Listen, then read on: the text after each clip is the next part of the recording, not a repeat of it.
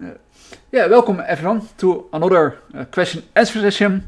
Today we have someone in the stream who likes honey. He's flying after honey, so yeah, it is the only one. B, Brandon. So say hi to each other. Hello. God, I loaded up the Twitch stream to try and see you, and I'm watching a Twitch advert right now.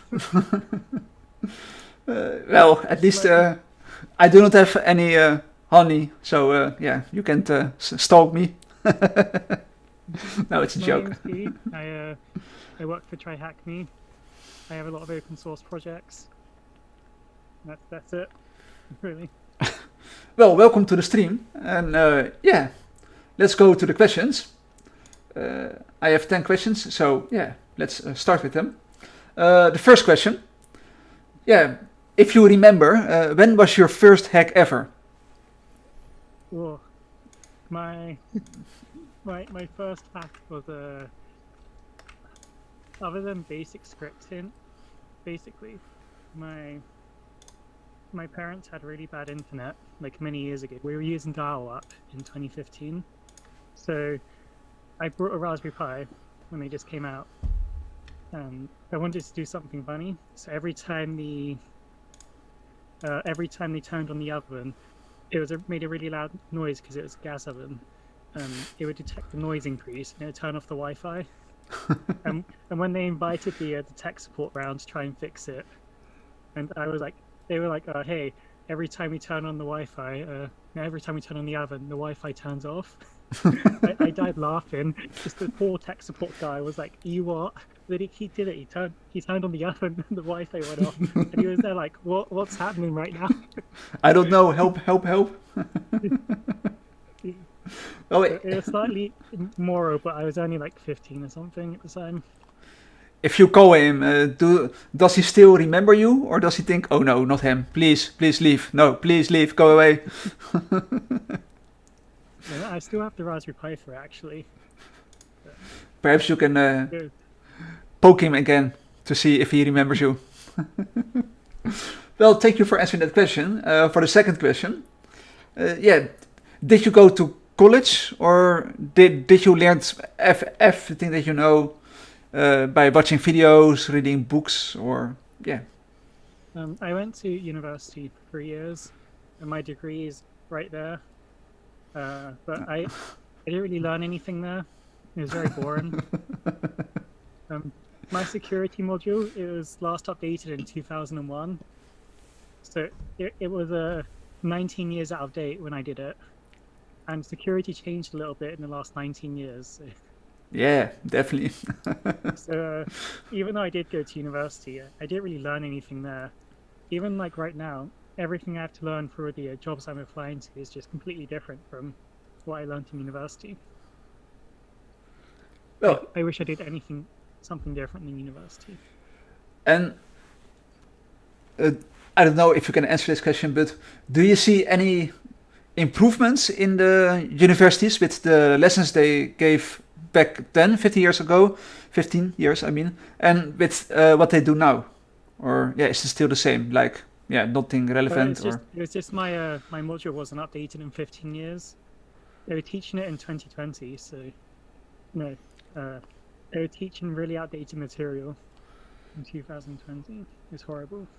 So you learned most of the things just by, yeah, watching your watching videos, reading books, learning in your own time.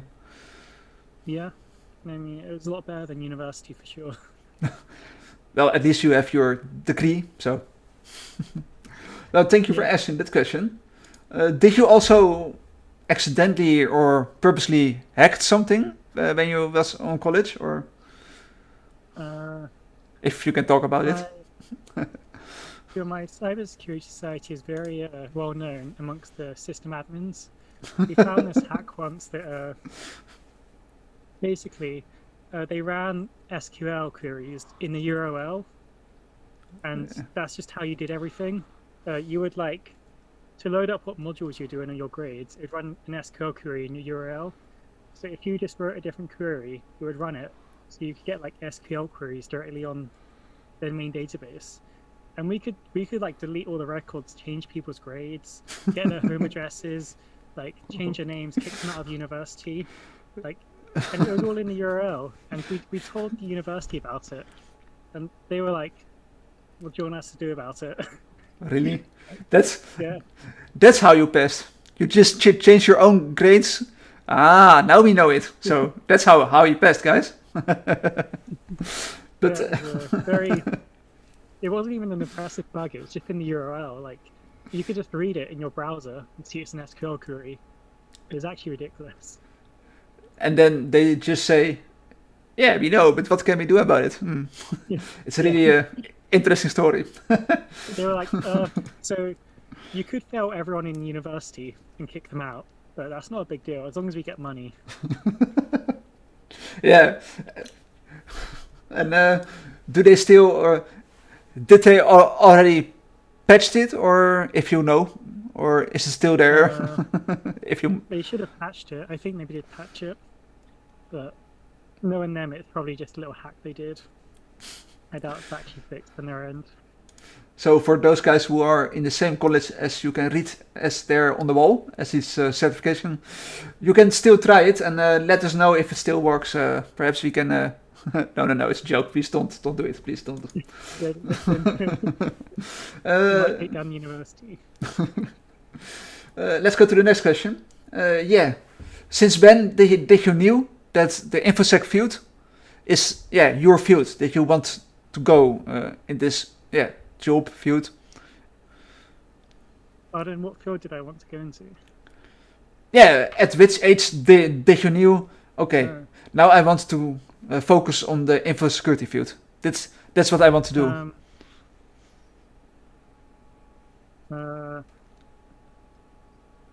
I don't really like. I don't really want to work in information security or anywhere in particular.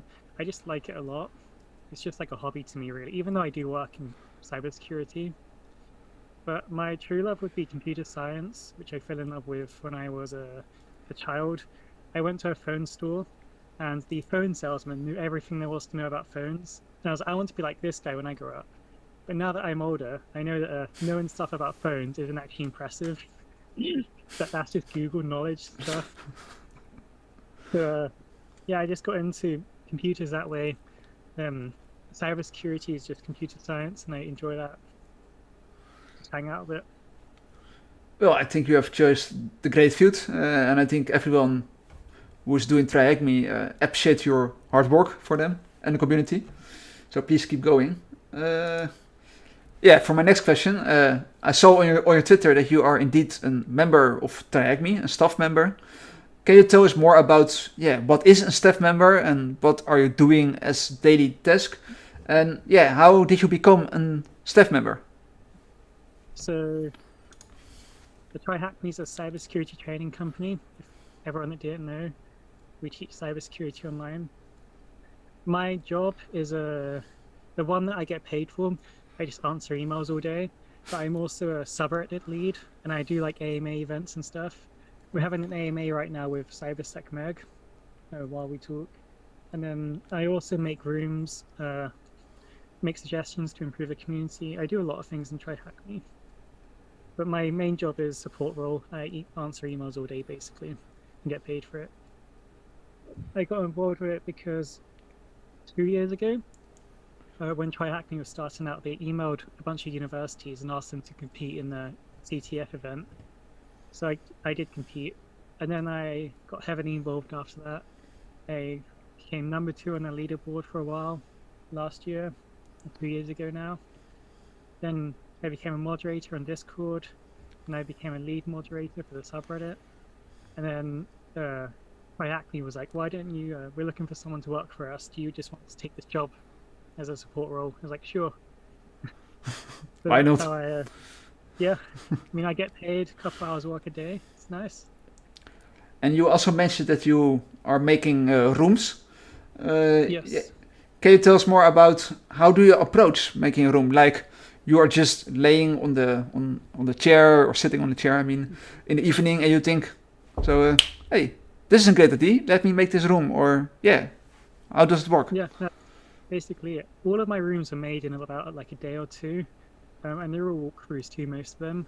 It's like I sit down and I think to myself, a room on Shodan would be really good, and I just make it. And then, unlike a lot of other room creators who put like thought into this work, I just get really obsessive for a day or two, and then I finish it, and it turns out fine most of the time. And can you tell us more about, for example, I want to create a room tomorrow or this weekend. How can I, as a beginner, approach this room creation idea? How do you just pop up a virtual machine with Ubuntu, the newest Ubuntu, and you install, for example, Apache, and you made a website and make it vulnerable, or What you've got to remember is it has to also have a storyline to it. It has to be interesting, because no one wants to sit down and do a CTF that's just pure tech with nothing behind it. It's just one exploit. It has to actually be fun to do. And you'd also want to follow the room creating guidelines, which means nothing really boring, like no instant pseudo pwns, no base64 encoding as your main form of encryption, no really boring steganography that is just steg hide. And then most people start from the privilege escalation and work backwards. Some people start from the foothold and work forwards. It's all about trying to piece together a storyline and then trying to follow it through and making it fun and enjoyable for people, while also teaching them something that they wouldn't have found otherwise. The fun part's really important for CTFs, in my opinion. If you just have like a really fun exploit that's just one exploit and nothing else, there's no story, there's no background, it's not even a realistic machine, it's just a single exploit, that would be really boring. It'd probably get rejected as well. I think I agree with you, and thank you for those tips. Perhaps if I will make a room, I can take them with me. You are for my next question. You already kindly answer it, but for those who just pop it in, can you tell us one more time, what are your daily tasks as a staff member besides answering emails? I also support all the communities and things. Like if there's a really bad community member that's been banned on Discord, and Mua, the lead moderator for Discord, wants them banned on TryHackney's website as well, I can do that. I can help. I change people's usernames, reset their streaks. A lot of people want their streaks reset if they lose them. Yeah. If you hacked for like 100 days in a row and you've lost it, I can fix that quite easily. Well, guys. I also email me support@tryhackme.com. Spam him. Streak reset test. I get paid per hour, so the more work you make me do, the more money I earn. Well, guys, come on, spam him. Send mails. No, but it sounds clear to me that what your daily tasks are, and thank you for answering them. And I don't know if you are allowed to share this with us, but any new things coming up for TryHackMe that we don't know about, but perhaps you can give a small hint or insight,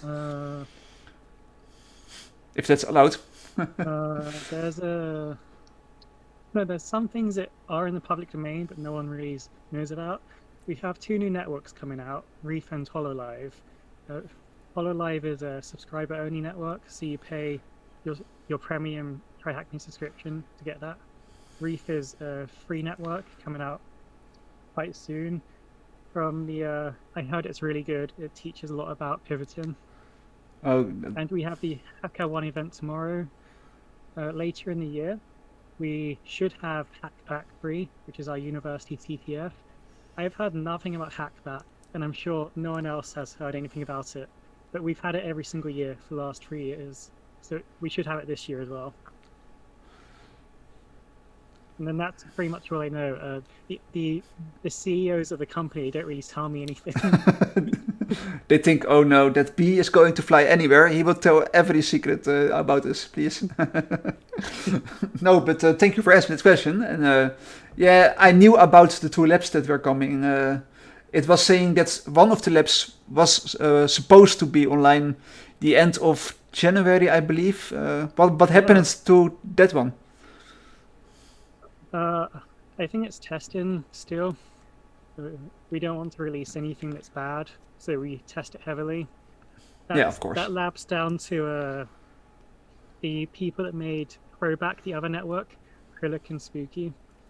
So they made Throwback, so I trust their skills. And yeah, last I heard, it was still being tested. But that's all I know, unfortunately. Yeah, I did Throwback, the first one that you guys released, and yeah, I was really enjoying the lab, and yeah, it was really a great learning experience. So I can't wait for the other to play and try. So yeah. I haven't done Throwback yet. Well, I should suggest to you you should try it as a staff member. You can probably get a discount or something, I think, and you can probably try it for free, perhaps. Yeah, I can get it for free because I work for Try Hack Me, but yeah, well, yeah, I'm a bit too busy at the moment to commit myself to a good couple of days of hacking. Well, guys, please don't send any emails, so he has more time to do Throwback. Please don't send me spoilers for Throwback. Well, thank you for answering that question. Let's go to the follow-up question. If you remember, and if you have one, yeah, what was the first certification that you obtained? Oh, I only have.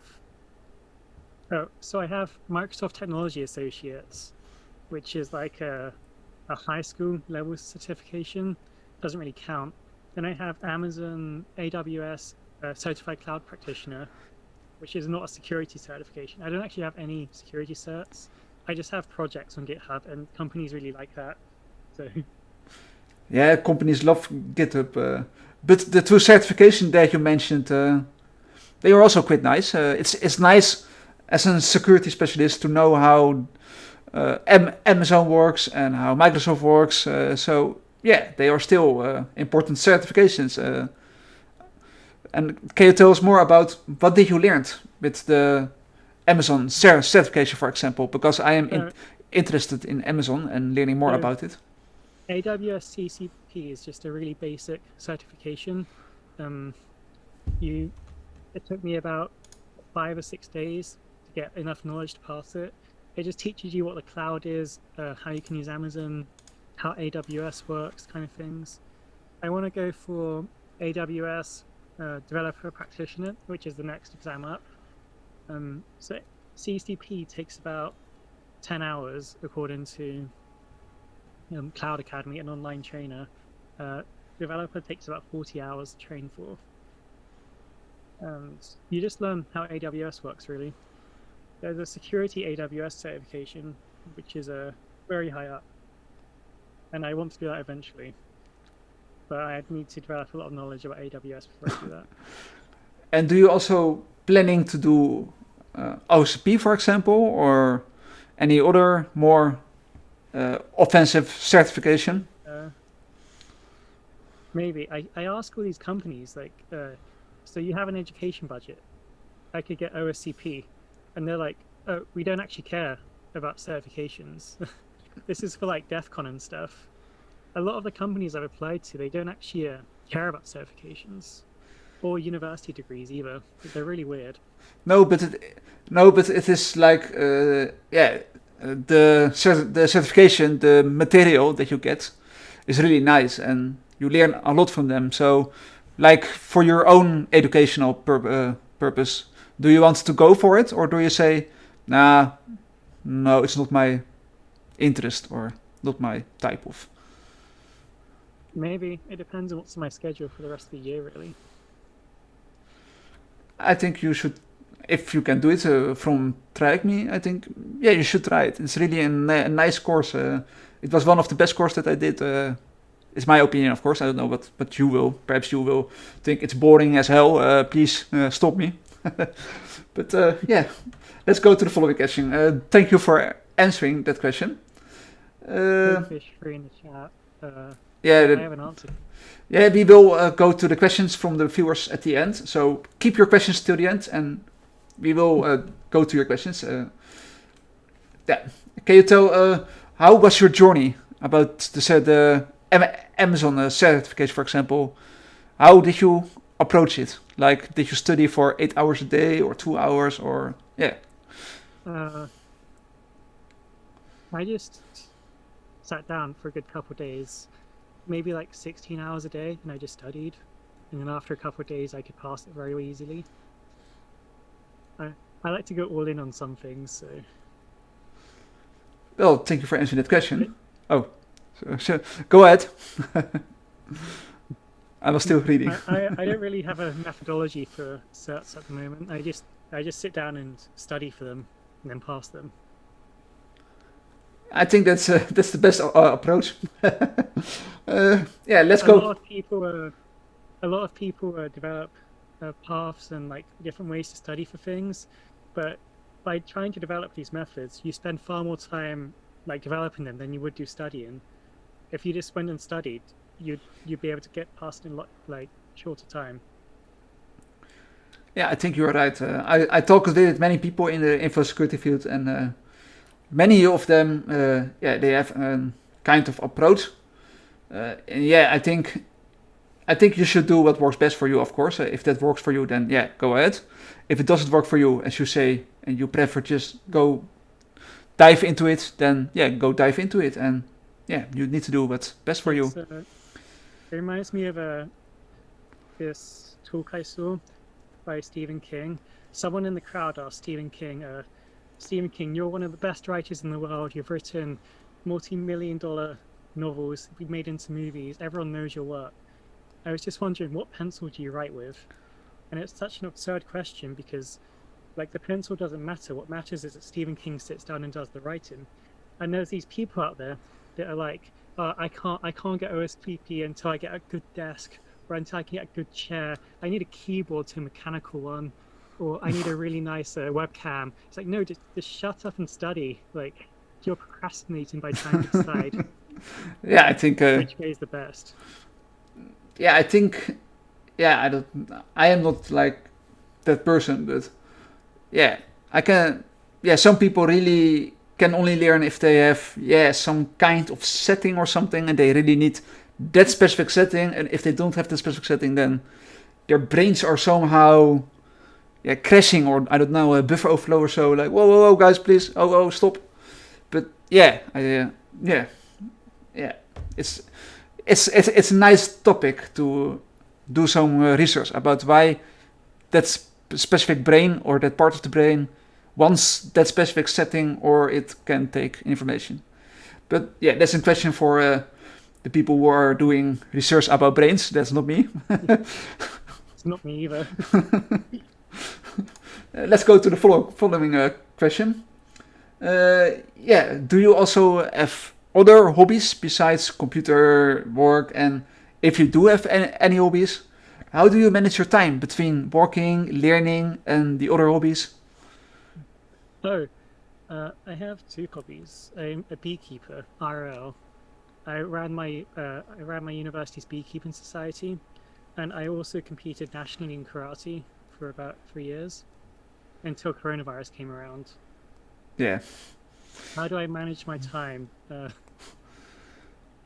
I deliberately schedule time off in my calendar to work on my hobbies. If I don't look after the bees, they die, and then people get mad at me. Nobody will I have. After what? Yeah. And then for karate, if I don't show up to training, Sensei would kill me. So. Oh no. all my hobbies involve either me dying or something else dying. That sucks. That really sucks. Damn it. It must be feel terrible to know that someone is dying if you don't do it. At least it is a great motivation to keep going and do not stop. But yeah. Well, let's go to the following question. We are already at the 10th question. We are going really fast now. Is there something in the past that you know and if you could want to redo it because you screwed it up. Redo it. No, I don't really have any regrets. I work very hard in my life, and if I didn't screw some things up, then I'd never learn from those mistakes, and I wouldn't be where I am today. Well, thank you for that answer. And yeah, I think it's a great answer. Quite short. Let's go to the final question. Yeah, we are already at the final question. Do you have any advice or tips for the people who are watching right now? How can they start in this field? Oh, stop watching this and go and work on something. Hey, don't. You can watch. You don't approve of that. Don't get my viewers away. But you could. It's like people that watch like Elon Musk videos all day, every day. You could like idolize someone and watch him all day, or you could just go out and start building stuff and do it. You can't really get into a field if all you do is watch from the outside. You've got to actually get into the field and do stuff inside it. Yeah, I think I'm totally agree with that.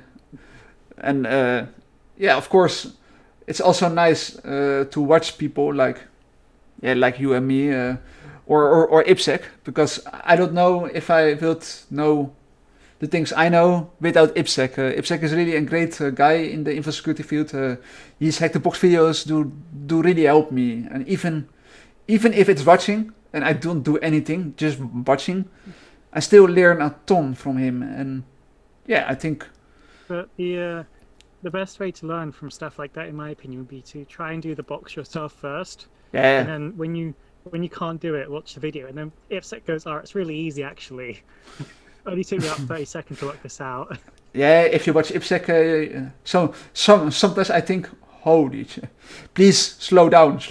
I don't know what you're doing. Please stop. But I'm mostly watching YouTube videos when I wake up in the morning before I go to work. With my breakfast, I watch YouTube eating my breakfast, and then I go to work.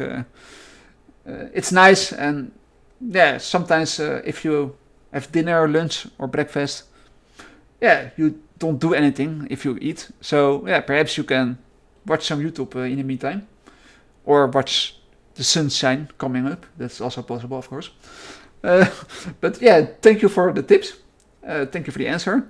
And yeah, it's 30 minutes past, and we are already at the 5 questions of shame. I've never done a session this fast. We should slow down. We are setting a record here.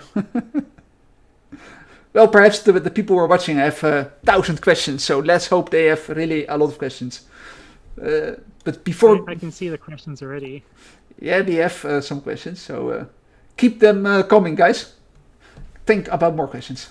But before we go to them, let's go to the questions of shame. Yeah, which hero will you be? You can choose any hero from science fiction, movies, books. Probably Captain Nemo from 40,000 Leagues Under the Sea. He was a complete psychopath, but he was very smart. I've never heard this answer before, but it's interesting. It's an interesting answer. 40,000 Leagues Under the Sea is a book by Jules Verne written in the 1800s. It's about a submarine and a guy that lives in it called Captain Nemo. He operates a ship with like 2,000 other staff members on it, and he lives entirely underwater. They never go to surface. They never live on land. It's all underwater. And all he does is explore the ocean world and live in it. But he's a bit of a psychopath. He's very, very smart. It'd be very cool to meet him. But how does even if he would... how does he get food if he never gets up? Or fish. Yeah, but if he doesn't go up and he opens the locket, the water will go inside. So he needs to go up. No, it's a chamber. You have 2 doors. You and a room. You enter the room. It fills with water this way, and then you can leave outside. And then once you go back in, this door closes. It expulses the water outwards because of the pressure, and then this door opens, and now there's air in here which you can go into. Yeah, interesting. Yeah, that's he's really a smart guy. Yeah, I can hear. Well, thank you for answering that question. Let's go to the second question. If you can choose two parents, which two parents would you choose? Can be science fiction parents, celebrities, people from books, movies, shows. Two parents. Probably Wanda and Vision from WandaVision that's going on right now. Two superhero parents.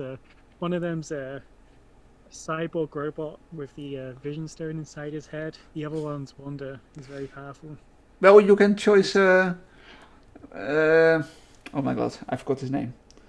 This is really embarrassing. Arnold Schwarzenegger from Terminator. He is your dad. Oh, I don't know about that. He's especially from Terminator. He seems wasn't he an actual Terminator? Like, wouldn't he try and kill me? Yeah, at the first part he did, I believe. But then he became some good person, I think. And then he says, I will be back. Yeah, I don't know if I'd want a parent that killed people. That would be quite traumatic. Especially one that was made out of metal. Yeah, but at least he has 10 weapons in his body, so he can protect you. Well, at the playground from the other kids that like throw sand in my face. Yeah. He pulls out like a new futuristic machine gun and just kills the children for me. Oh, all the parents are thinking, oh my god, please run away. Yeah. Yeah, well, yeah, it's an interesting answer, and I think you will be happy with him. You have plenty of time at least to learn with that kind of that. And yeah, now let's go to the third question. What will be your weapon of choice? It can be a real weapon or a science fiction weapon. You can shoot in dogs or cats, I see, or bees. I liked there was a Reddit post like this where people were like, what superpower would you like the most? And one of them was like being able to fill things up, which would have been really fun. I think that would make for a really interesting weapon because you could like point at your bank account or at your bank and fill it up with money. You could point at someone and fill them up with, I don't know, like rocks just in their stomach for no reason. It would just to annoy them, probably kill them. That would be a really powerful weapon. You could use it for both good and evil. I've never heard this kind of weapon, but yeah, it's scary. Let's go to the fourth question. In a game of scissor, paper and rock, what will be your first choice? Paper. Finally, someone chose paper. They all chose rock or scissor, but nobody chose paper. I think That's because I calculated everyone else would use rock. Well, my thought was rock, so I said paper to counter it.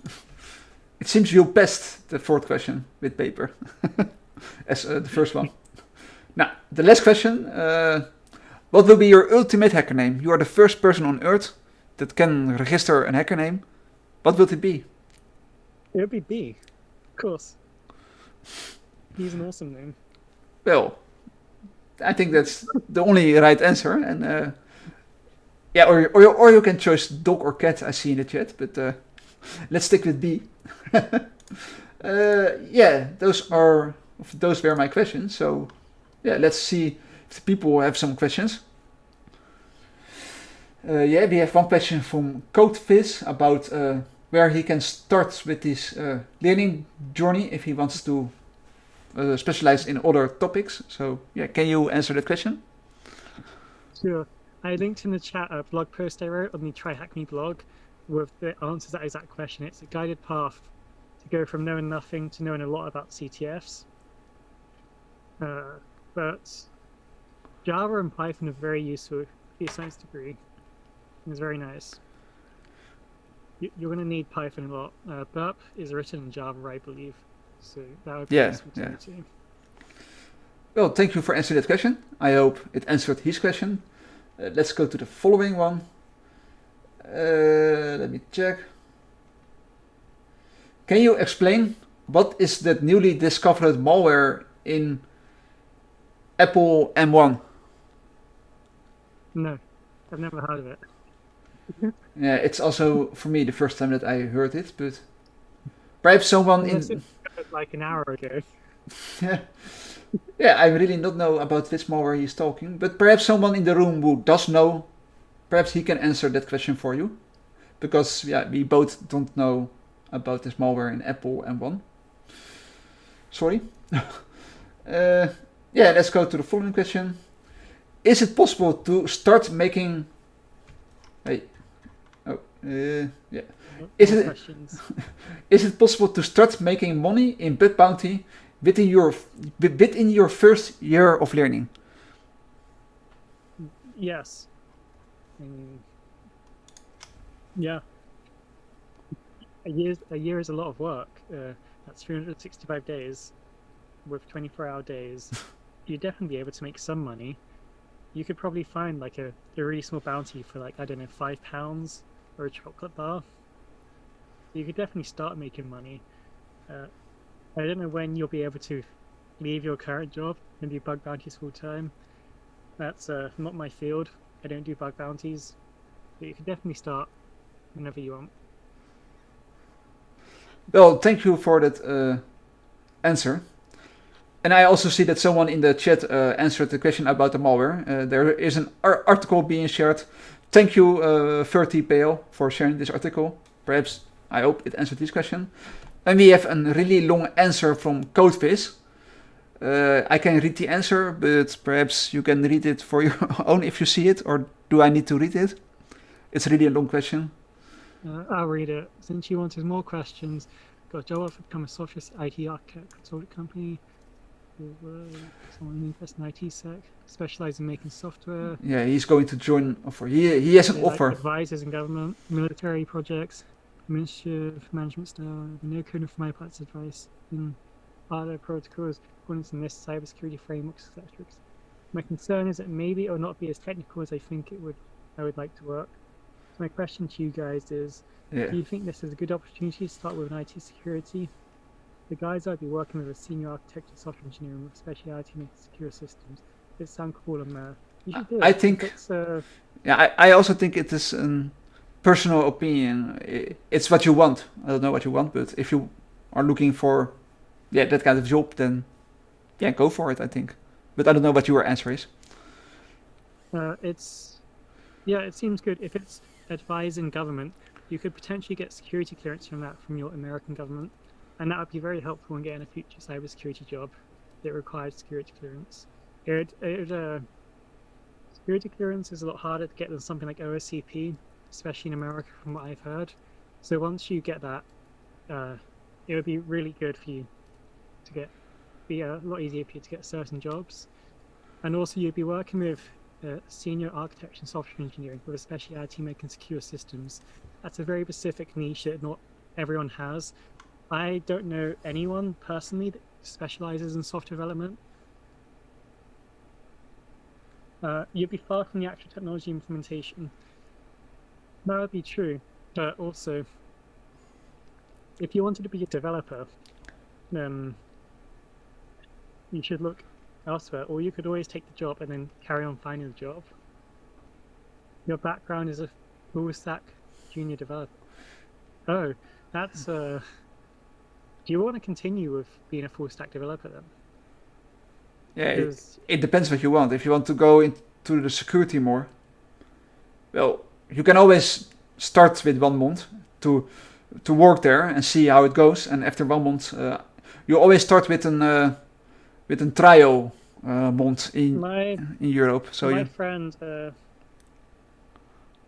so some of my friends work at quite large companies, and they say that security is they say that their jobs are, even though they work as full stack developers, they still have to learn about compliance and risk management from financial institutions. They have to learn about security, networking, and all sorts of things. A great developer is one that knows about many things. To become a great full stack developer, it would be really useful for you to know about making secure software, especially with full stack in the future. And you can apply to companies and say that you know how to make secure software, which would be very beneficial to you. Paper consultant. Yeah. You could always code stuff in your free time. Yeah, and as I said, you also have 1 month of trial you sign a contract, or that's mostly in Europe. I don't know if it's how it is in the United States, but in Europe you mostly sign papers for 1 month trial, and if you are not working as they want, they can still fire you in the first month because you have a month of trial. So you can always sign the papers and see how it goes, and after 3 weeks you don't like it, you can always say, sorry, it's not what I want to go searching for something else, I want to leave. So you can always try it. You can always ask them as well, like straight up, will I be working on code much? Because you're doing this from assuming it'll be more administrative. You should just ask them straight up, like, is this more administrative or will there be code involved? And then that'll be a lot easier for you. Yeah, I hope that answered your question, and I hope you can make a good decision. Perhaps talk with some close friends to you about the decision. Friends can always help you. Your parents can probably help you. Ask them too for your decision. And I think we are at the end of the stream. It was really a short one, but Right, we're missing some questions. Oh, really? Do we have more questions? From Verte, what's your favorite trifactory room? I really like Devil Pie, Develop Pie.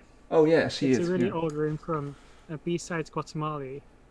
It's like 2 years old or 3 years old, but it was the first room that I rooted without any write-ups. It was really fun. And then YesDW asks, dogs or cats? I'm a dog person, but cats are quite cute too. Oh, was that a question? I didn't know it was a question. I mostly look at the question mark at the end, and then I think it's a question. But it sounds like something that Joven would ask me. Is that Joven? Yeah, it was. Are you in this chat? Yes, DV3423. Yeah, there's someone in Trihackney called Joven who always asks about dogs or cats. There's one more question. Do you guys think there is place in IT security for people who are not diehard nerds about it? Well, for me, I am not a diehard nerd, or I don't know how you see a diehard nerd in front of you. Like, I don't know how you see it, but I love to work in the info security. I love to hack. I spend a lot of my free time into hacking, of course, but I also love to going to the gym 6 times a week, spending time with my friends outside. I am not a diehard nerd, but I am still, as my job currently, a penetration tester, so you don't need to be a diehard nerd. But you should spend a little of your free time at least at learning and education, or that's my opinion. But I don't know what Brandon's opinion is. You can be in tech just for the money if you like. I mean, it's just a job. You can do stuff outside of it. There's no shame in just wanting money from your career. You don't have to be a nerd to be in it. It helps, but you really don't have to. Yeah, I think I agree with you on that. So I hope that answered your question. And I see there's another question popping up. What are your views on automation and AI taking on security jobs in the future? In the near future, it won't happen. In the near future, in the distant future, it will do. But by then, there'll be different jobs to take. AI is far too fragile currently to do things like that. I've written a blog post about this that I will share in the chat.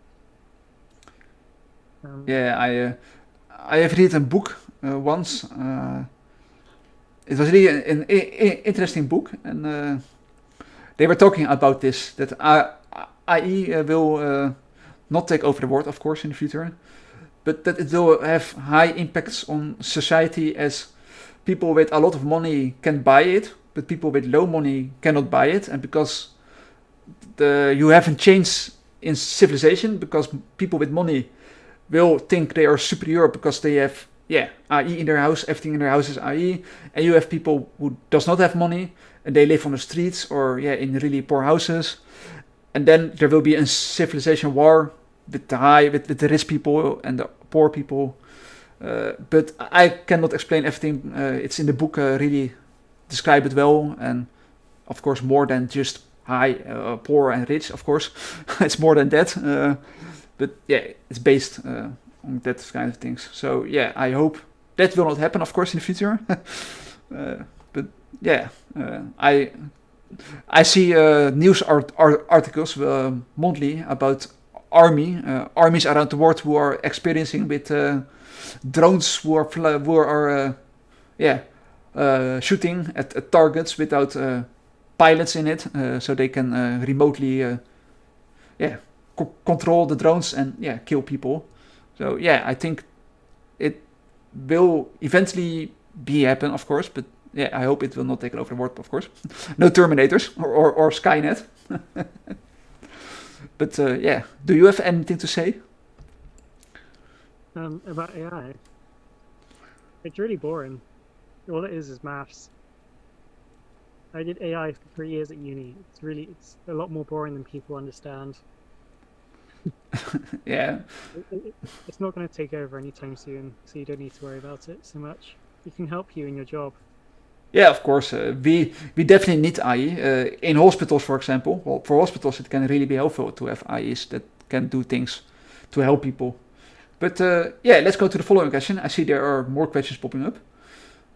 What is your top 3 to 5 book recommendations?